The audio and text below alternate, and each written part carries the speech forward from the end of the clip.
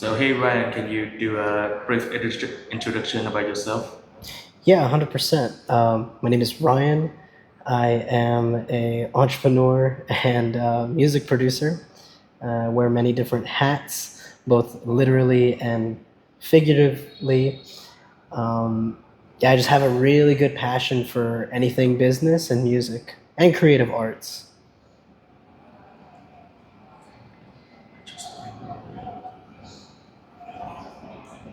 So, what was the first moment you knew music was going to play a huge role in your life? I don't know if there was a defining moment per se, but I think it was the culmination of different times in my life where music had spoke to me. When I was a young child, I would play drums, and from there later, just falling in love with different types of music. Had it on my iPod, always listening at school, and it just took a while for me to realize that music was what I really wanted to do. All right, so that sounds like you grow it in music and you have it like since you were little. So, what was your first creative project that made you feel like I could really do this? Give me 1 second. Let me help you.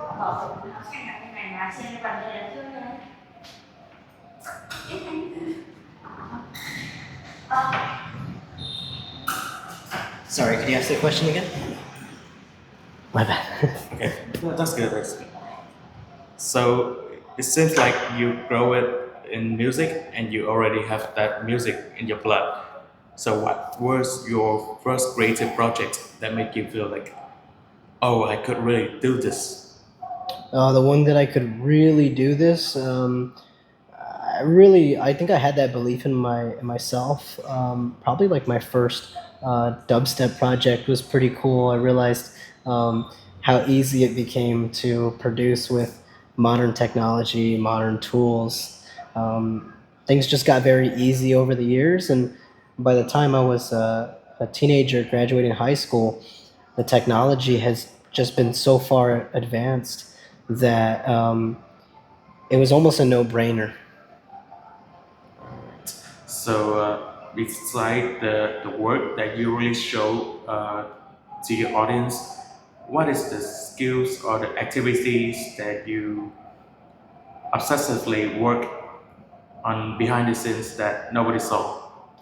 The skills that I had to obsess with was self awareness. Understanding who I was and who I wanted to become.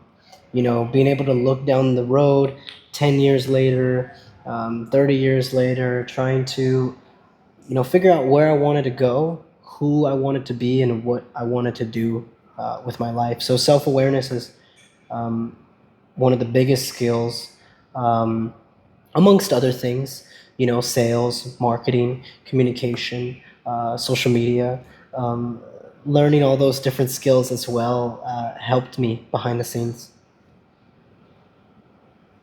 So, what kind of questions do we need to ask ourselves to develop that self awareness thing? Is it like a long route, or is there a brief way to aware of yourself? What do you want? I think it's an everyday journey, right? Self awareness never stops. Even yesterday, I learned something new about myself that I didn't know before. So it's not like this one size fits all, or you only got to do it once. I think self-awareness is actually a daily practice. It's something that you have to do every day. In terms of the questions that you have to ask yourself, it would be, what do you like to do? What are your values? What do you align with? What are you trying to put out into the world? you know um, Learning about yourself can be, different exercises. You can learn about yourself going on a ski trip, going hiking, talking with friends. But it's really important to learn what you do want and what you don't want out of life. Yeah, that's great. Like, you read what you want and you just keeping more attention to yourself, and you see what you actually like and what you actually want, right? Yeah, to add to that, like I try to push more people to focus on themselves because one thing that I see a lot of people doing, and it's a crucial mistake, is they're only worried about what other people are doing. Like, stop doing that. If you can get out of that mode, stop worrying about what other people are doing and you put the focus back on yourself, I promise you things will change and things will start to happen for you. So with all that, how do you just stay sharp today as both a creative and a business owner? How do I stay what? Stay sharp today as Ah, both a creative and a business owner. great question. Yeah, that's by watching some of the best creative people out there, consuming podcasts, audiobooks, reading books, doing the research, and just learning what's working at the current moment. To stay sharp, I believe you have to stay tapped in with the community, and you have to stay tapped into what the pulse of what everyone is doing. Okay, so by doing that, do you sacrifice something that people probably wouldn't guess when they get into the same way, same route? Yeah, I sacrifice leisure, activities that are not really, they're counterproductive, right? Watching too much Netflix, watching too much of the wrong kind of YouTube videos, I'm not saying there's anything wrong with that, but it is something that I have to sacrifice. I'm not caught up on the latest movies or the latest trends with the TV shows and stuff like that. But I sure can tell you what's happening with, AI and blockchain and everything else that's important to me. So from those sacrifices, you have shifted from artist producer to educator and content creator, also a business owner. Yeah. What made you pivot? What made me pivot was the fact that I realized I was capable of actually bringing value to people and helping them along their journey. It's kind of a sad story to, have a gift to be able to help others and then still choose not to, right? Um, Not trying to knock anybody, but just if you have the ability to help others, why not? Why not give back? Why not educate and share the knowledge? I don't think that by you withholding information that it's going to make you any better. And to tell you what, the truth of why I pivoted was because I knew that by teaching others, I was going to become a much better practitioner, a much better expert in the field. I think the best people are teachers, right? Like even Albert Einstein, one of the, you know, greatest teachers in the world. Um, I think he was a genius because he was a great student, but also because he was able to share that knowledge with the world. Yeah, that's make a good point, like to share more. Mhm. And during that transition, what was the hardest, like emotionally, financially, or mentally? Financially, I knew it wasn't going to be a huge incentive right off the bat. Mentally, I was happy with through the growth I was seeing through teaching others. So if if you have the ability to do that, I think it's definitely a boost in your happiness. It definitely brings more fulfillment. At least it does for me, right? To be able to share that knowledge, because then it builds a sense of community, right? Like you are now in the mix with other people, as opposed to you learning a bunch of things and then just keeping it all to yourself, right? There's no real fun in that. So you talk about some sacrifice about your leisure and stuff. Um, so what lessons did you learn from letting go of one identity? So you have been sacrificed to be from artist to what you are right now. So beside of that sacrifice, what is the letting go that you can learn from one identity to embrace a bigger vision?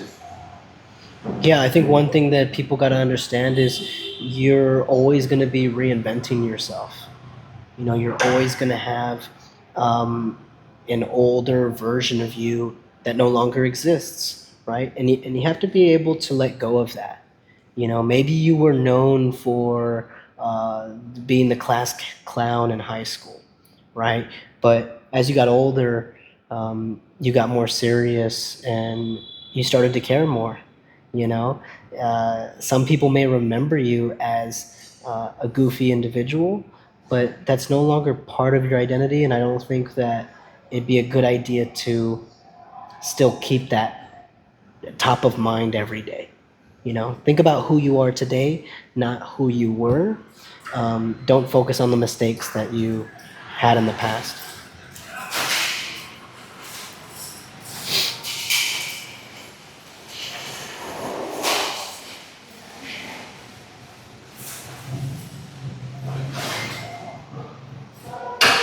Okay, so you already worked in creative music artists before. So what advice would you give someone trying to build a brand in music today? So it can be a label, so on business wise also, so a music label or their personal artist name.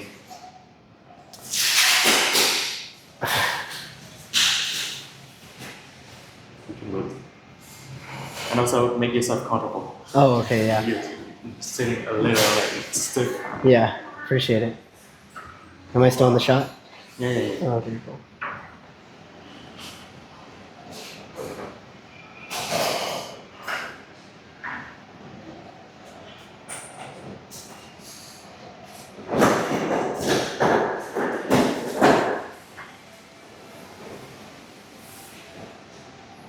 Start it.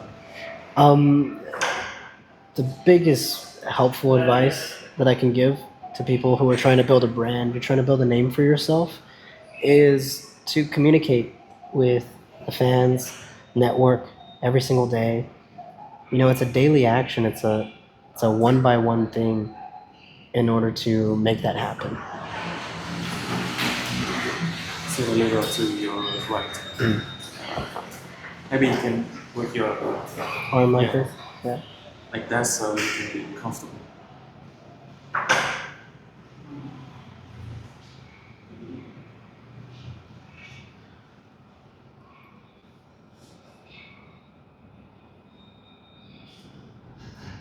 So on the way you creating your branding, how do you stand out in such a saturated space without selling out? Without selling out, Yeah. just be yourself. I think selling out, the idea of selling out is you conforming to what you think the people are going to like the most. So just be raw and authentic and honest. It's a little cliche, but it's what works and it's what people really want to see. It's just the raw truth of who you are and what you want to put out. Still make the same kind of creative, even if you don't think it's going to get a lot of views or it might not go viral.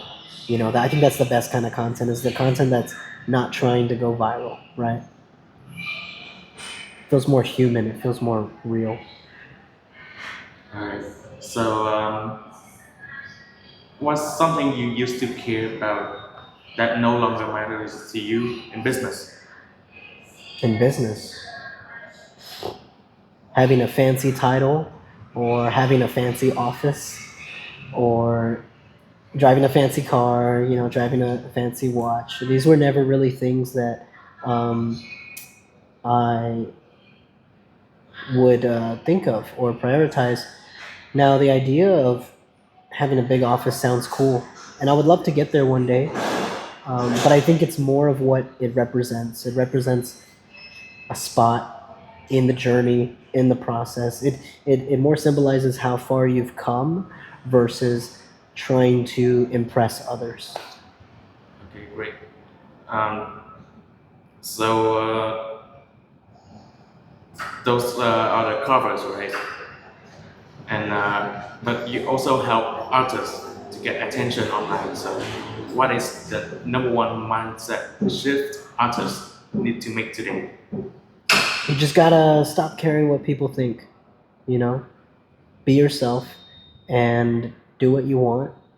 It's really hard to do, I think it's the advice that is being pushed a lot online, and we need to push it more. We need to talk about it more, because even though a lot of artists know that that's what they're supposed to be doing, they're just still not doing it, right? So trying to figure out that piece of the puzzle has been very difficult for a lot of people, even myself. I've struggled with um, just trying to put out, be as authentic and raw as possible. And so sometimes I will take out my camera, my phone, just flip it around and just start talking about anything that I feel like talking about, whether it's food or art or movies, or music. It doesn't matter. I just, you really just have to put yourself out there more. Take more shots at the basket, and the more times you shoot, the more times you'll score. Yeah, that's great. So like you just throwing shots about yourself, and who knows why will get people's attention, right? Yeah. So talking about getting attention, what are the biggest myths you heard about content creation in the music industry? The biggest beats, Myths, the biggest myths. oh, myths. Yeah, yeah, yeah. I don't pay attention to the myths as much, so I don't really know like what's the kind of bad advice that's being given right now. um, one that I've heard is like you have to fit inside a certain box or be in a certain bucket. I don't think that's true. I believe that you are the niche, and so if you position yourself as you are the unique genre style of content, from the way you shoot videos to the way you talk, um, to just the way you hold yourself, I think that a lot of people got to lean more into that. I believe that you are the niche. Okay. So also you talk about throwing shots about yourself Hmm. when we're doing content. You say don't document, don't create. Right. So can you explain that term document and don't create and how that changed your approach? Yeah, it's like what we're doing right now. No script, no multiple takes. We're just documenting the process, and documenting what's actually happening in real time. There's no fake fluff about it, no special, production, as you would say. And shout out to you, Pablo, for making this happen. It's really awesome. So yeah, that's what I mean by document. That's the philosophy that I've adopted, and it's making content a lot easier for me. It's just show us what you're doing. What are you up to? Yeah, and also like mm, you say don't create, but you have to be creative in order to create, right? Right. So your approach is don't create. So that means anyone can be a content creator Correct. in their own way. That's how you get the ball rolling.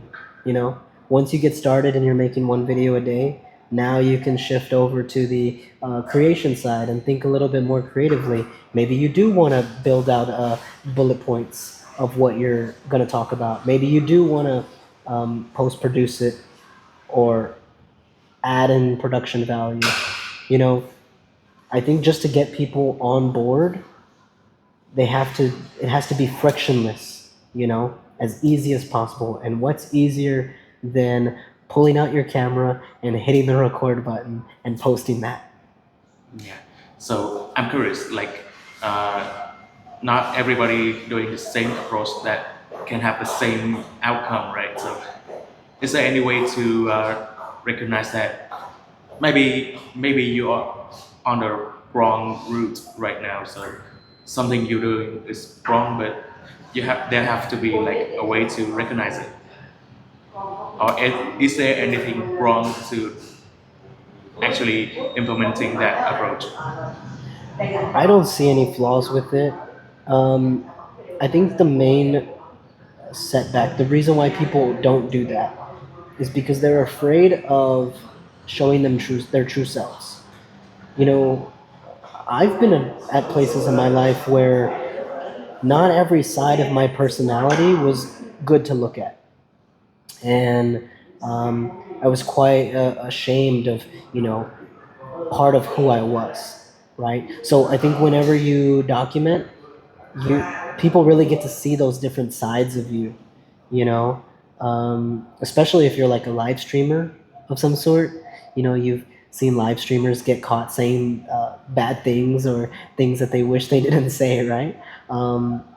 It really exposes all sides of who you are. So the flaw would be that you may not feel ready to show everything, show all the different parts about you on camera, on film, and share it with the world. Yeah, okay. Uh, so I heard some you shared before, like the lesson you learn is from your failures. So actually, was one major one, the major failure, or maybe a rejection of you experience that teach you a lesson. What did it teach you? Yeah, so when I was 21, I moved to Lincoln, Nebraska, to start a franchise of a sales company. And in the sales company, we had to sell phones for big wireless providers, the top four in America. And every day, I had to face a little bit of rejection. And when I say a little bit, it was actually a lot, because you would have to talk to 150 people a day, and you probably get 148 no's, right? You'll get a lot of people telling you no and rejecting you. So those were like the micro rejections that I was facing every day. But the biggest failure came when we ran out of money, and I feel like I did this sort of purposely, because I was tired of working in the industry that I was in. I couldn't see myself doing it long term, and I kind of felt like, what's the point, you know? So, um, yeah, we ran out of money. We had to close down. I moved back to Texas, and there kind of went my dreams of owning my own business, right? But little did I know that that was one of the best lessons ever, because it taught me that in order to be successful and happy in business, you should be doing something that you love and enjoy doing. And every day that I woke up in that business, I hated everything about it. I just wasn't having a good time, and I felt like the money wasn't worth the sacrifice of my mental happiness. Okay, so getting flopped is the biggest fear of the every content with. Getting a flop video or getting flopped is biggest fear of any content creator. So as a person who experienced and learned from your failure, have you ever think about quitting from Mm, the failures, and how do you keep going? yeah, of course. I mean, sometimes I feel like what's the point, right? Maybe I should just give up. But then I also think about the alternative, right? Like, what's the option? You know, I'm just gonna go back to being miserable again. Like, I'd rather fail at something I love and keep trying every day than to be mediocre or even best at something that I despise or hate, right? And the thing about the flop videos, you know, if I have a video that flops, which I do, I have videos that I've posted this week that only got 2 views. You know, I would call that a flop. Um, I don't worry about it because I just keep going. You know, nobody saw it anyways, so just keep going. You know, you're worried that you only got a few views or a few likes. It doesn't matter in the grand scheme of things. You know, and that was something that I had to learn firsthand in order to feel better about content that flops. So, talking about flop, content creators really fear a flop. So, even when they create a video, for example, Uh-huh. they put a lot of effort in it Right, and it flopped. right. Is there a way to fix that? Just learn from it and try again. You know, algorithms can be funny sometimes. Um, Sometimes it takes a second time you post a video for it to actually uh, get a bunch of views. You know, I've seen that happen where they'll post a TikTok and maybe it'll only get 1,000 views. But then the next time they post it, same exact video, it gets 100,000, right? So you can try again. You can try different formats. I think you have to be contextual to the platform that you're using. So the way you speak to somebody on YouTube is going to be a little bit different than the way you speak to somebody on LinkedIn or Facebook or Instagram or TikTok. Okay, so it is the approach to keep going, Yeah, is to try again and sometimes try different thing. yeah. Try a different video. Make different content. Try to make it to where it's faster. Because if it takes you 30 days to make one video, well, you're only going to make 12 videos a year, which means you only have 12 opportunities. Like, you basically have so much writing on these videos. Like, you need them to work because you're spending so much time on them, and you're only doing so many. Whereas if you did a video a day, right, 365 videos a year versus 12, the likelihood that the batch of 365 would go viral is a lot higher. The likelihood, even though the production value may be less, the likelihood, because you have so many more shots at the basket, you know, you're taking you're more chances. It's just, I think it's a game of chance. Yeah. So the content creator may take that approach and they try again. They just keep going. Yeah. But how do you navigate burnout or imposter syndrome when they creep in? Well, those are two kind of different things, right? Burnout, I think, comes from when your values are not aligned. You're either doing something that you don't believe in, um, you're doing something that you don't enjoy, right? Like, it's all about fulfillment at the end of the day. Some people, like myself, would be super happy doing the things we love, even if, like, it didn't really get us much. Like, I think the goal for a lot of people right now is just to do the thing they love and make enough money just to get by. Like, that sounds like a good life, you know? If you love to paint, if you could wake up and paint every day, and sure, maybe you're not like super rich, like, but you have enough to eat and pay your bills and, gas and food and clothes, a lot of people would really enjoy that life rather than the current job that they're working. Um, in terms of imposter syndrome, that's just like being insecure with um, what you feel like you deserve or what you're capable of. I had imposter syndrome with being an artist, you know? I never called myself a music artist for the longest time because I didn't really believe that I was a music artist. It wasn't until I created more and more art that I was able to accept the idea that I am an artist, and recognizing that there's truth in that. So sometimes things may be true, but we don't believe them just yet. Just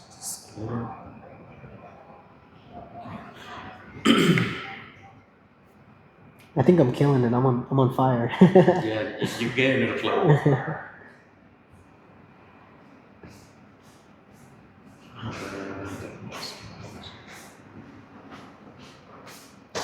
So, why do music? Like, you have the business mind, right? So, Yeah. why do doing music? What is how do you approach music building?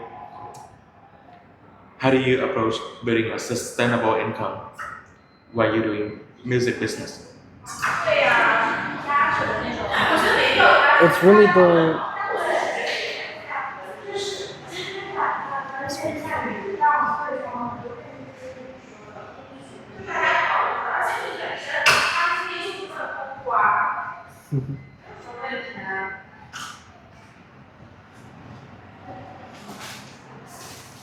Chinese the always stay down. yeah. So the way I approach any art form, like making an income stream in any art form, is kind of the same, right? Um, you either have a product or a service, and your goal would be to keep your costs low, right? If it costs you too much to make the product and you're only making, a dollar each time you sell it, well, then you need to sell it a lot of times in order to build a sustainable income. So margin is something to look out for. Like if you could, pay $10 and then sell the product for $20, well, then you're making a better spread. You sell it 10 times, you made $100. So yeah, I treat it like any other business. That's why I love business so much, is because it's universal. The things that you learn in business and the things that work in business, it's universal to any kind of business, right? It's either a product or a service. And you have different things like subscription model, direct to consumer, online, digital products. There's things that get a little bit more nuanced depending on what kind of business it is. But I treat all business like the same.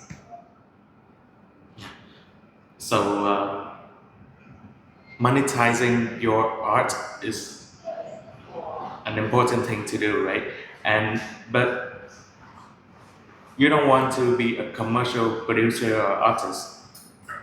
What is the tip to monetize your music in the way that you like you're just doing what your passion telling you to do, but you're also monetizing it.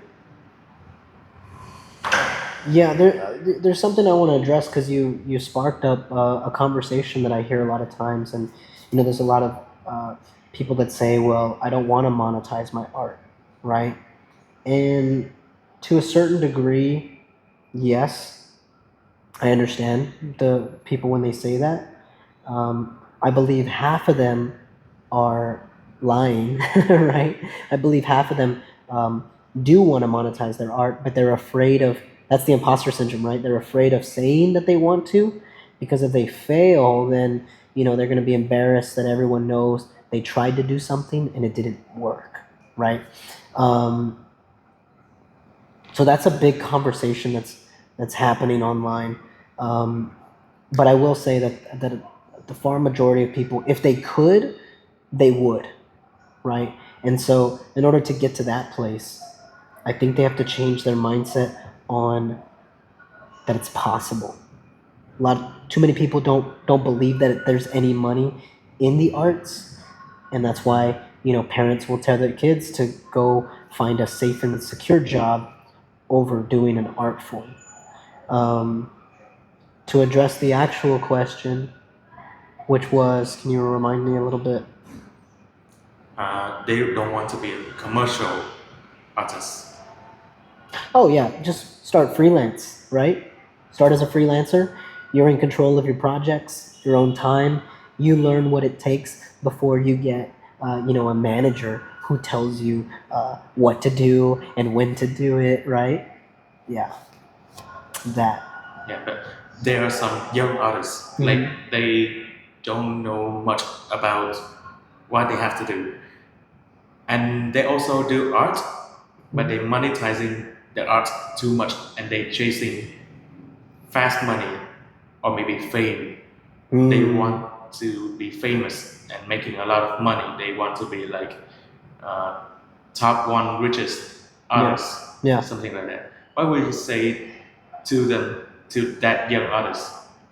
Yeah, if you're a young artist or you're young starting up, like I think one thing that'll really help along the journey is being okay with doing it for free and doing it for very little money, if any at all, right? Being okay to do that for a long time. Like are you okay with working 5 years on something that gives you zero back?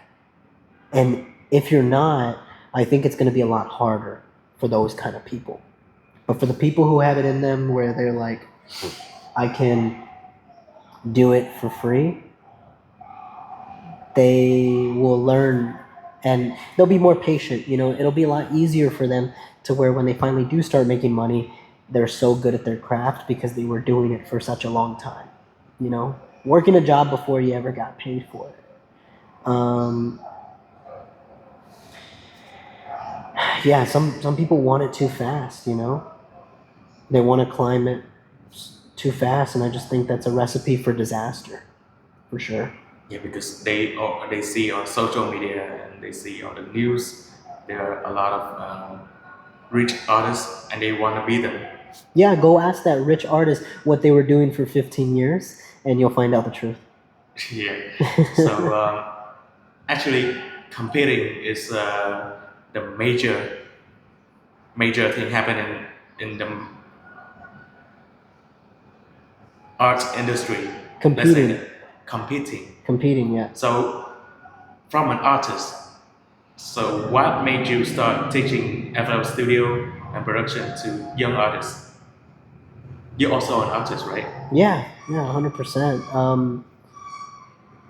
I started because kind of hit home on those points earlier, but to give them a boost, give them an edge, or some of them give them a fighting chance, right? Because I know how painful it was and how I struggled trying to learn on my own. You know, I didn't have that teacher, that mentor, um, to help guide me through the process. So yeah, I mean, just being able to give them that is cool. Meaning they have more resources than I did when I was first starting.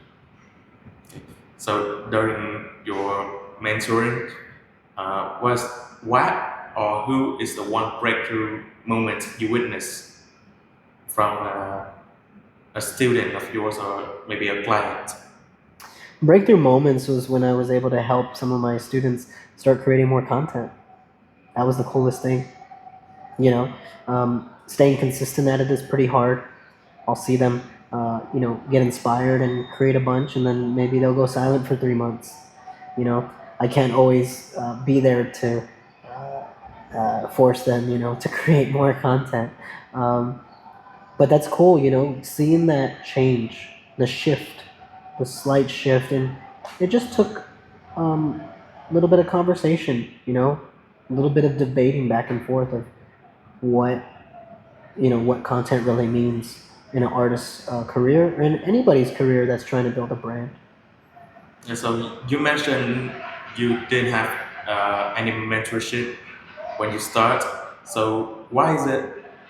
Why do you think that mentorship or community is so important in your lens? I just feel in my heart, in my gut, that um, it's a lot faster to build a building when more people are involved. Yeah.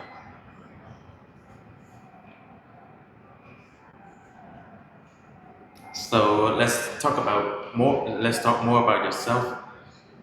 Um, During your personal development, your personal awareness, what habits or routines keep you grounded and focused?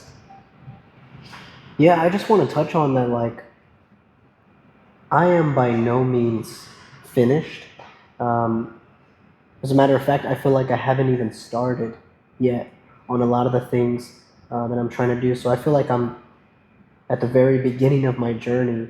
Um, I can share some habits that helped me. Um, Staying consistent and doing the thing that you want to become an expert at. You know, if you want to be an expert filmmaker, then you need to go shoot film, right? If you want to be an expert painter, then you need to paint. I think a lot of people are missing that simple thing of like doing it for 1 hour each day will really make a big impact. That's one habit is to do the thing you want to do, you want to become an expert at.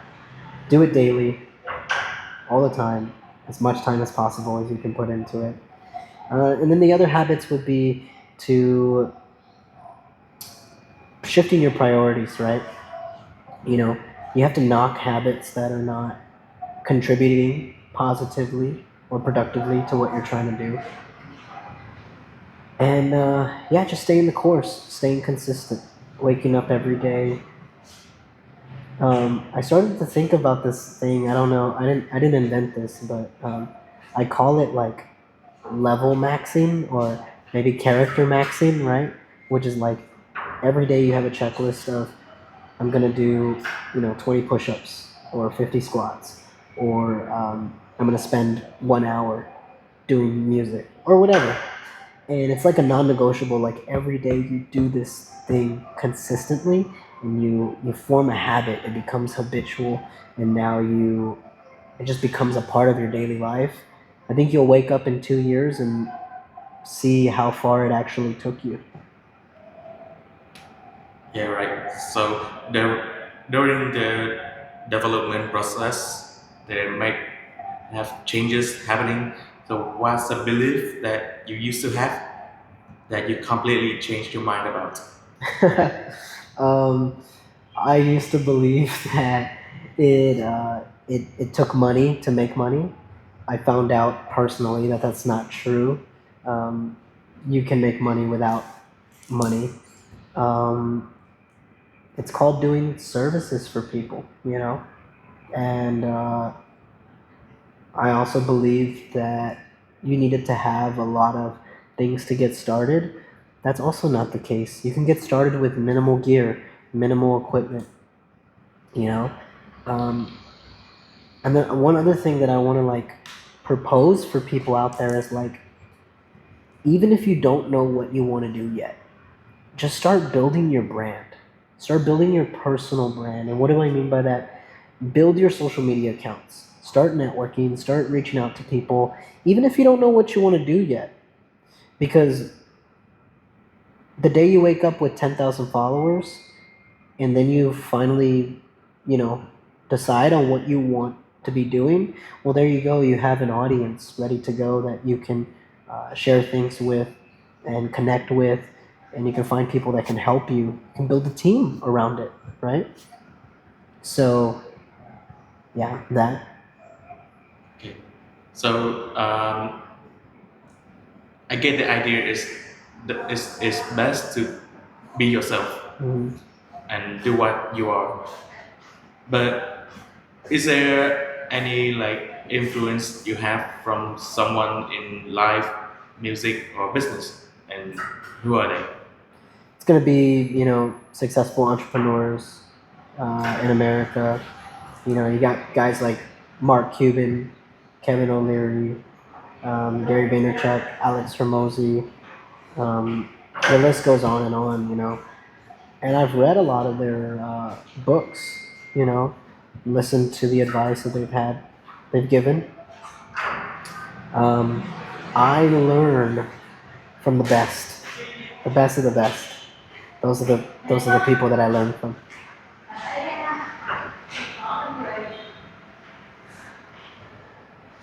Also, you got influence from those people, and you say you read their books. Mhm. So, do you recommend some good book titles so we can have a look at? Yeah, it depends what you're looking for. You know, are you looking for business strategy?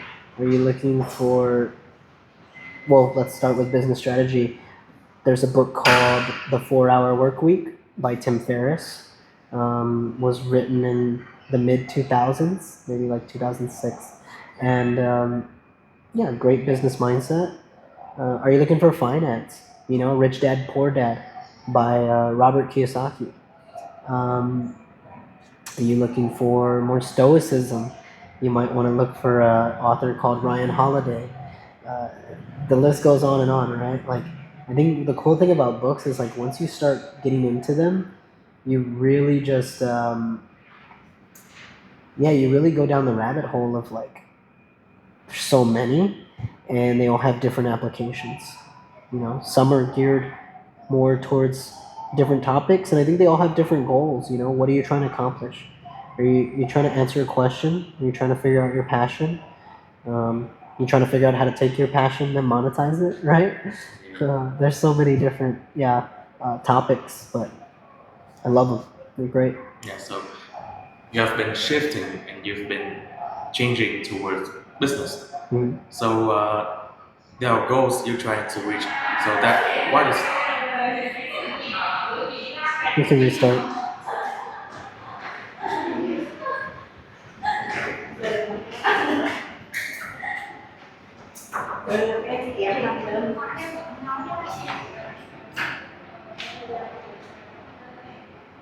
okay, so you've been shifting, you've been developing yourself from artist to business. So you've been creating goals to reach. So what is the one big goal you haven't achieved yet, and why does it matter to you that is big, but you didn't make it to achieve that goal yet? So one of my bigger goals is to travel, and I'd love to host workshops, music workshops for music producers, artists, and I'd love to do that in other countries. Why it's important to me is because I feel a sense of need or want to give back to the music community. And what better way than to, host a music workshop where I can bring the community together, maybe even people that don't necessarily get along with each other, still put everybody under one roof and in the efforts of, you know, learning more and pursuing goals, right? Everyone's working on themselves, but then there's also that sense of collaboration, right? Community. And I've seen it here in Vietnam firsthand. Like, there is a great sense of community. You know, I wish I could stay longer and I wish I could work with more people and talk to more people, but yeah, there's a lot that's, happening amongst creators.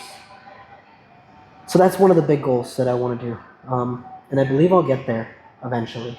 Uh, I see a lot of I see other people trying to do it, right? But I have a um, different methodology, a different way, different ideology of doing it. So I just want to do it bigger and better than they are. Yeah. All right. So you have a goal, and your audience, everybody have a different dream. hmm So just with only one message, what is it? What is that one message you can tell your audience so they can pursue the dream? You only have one life. Once it's over, and it's not gonna matter who you listen to, or you know,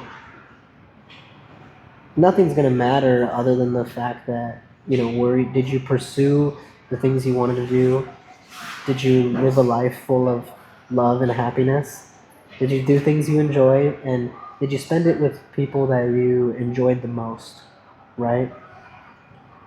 You only got one shot at this. Don't blow it. Don't wait till the end. Too many people wait till the end, and by the time they want to do something, they feel like it's too late. So that's my message. If you have a dream, go chase it.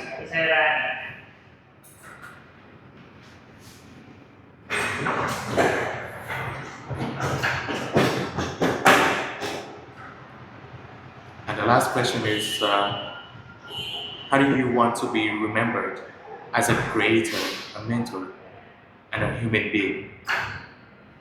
Yeah, I just want to be remembered as somebody who made cool shit. Cool music, cool experiences, um, cool stories that people are able to jump into and learn from, and maybe just things that make people feel good. Feel better about themselves and the world that they live in. You know, that's it. You know, just somebody who made cool things and helped other cool people make cool things as well. Thank you for your. I don't think we need the ending, right? The Because outro. it will be short. Yeah, cool. Yeah. So that's good.